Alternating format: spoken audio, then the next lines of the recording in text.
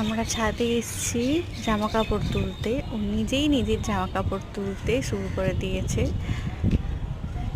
ছাদ ওই পাশের বাড়ির ফ্ল্যাটে একজন দিদি আছে, মানে ওর থেকে একটু বড়।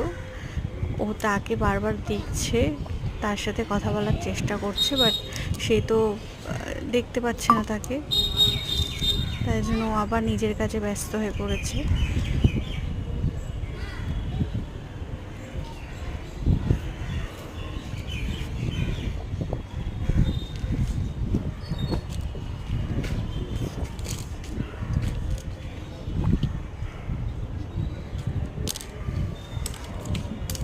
কি করছিস?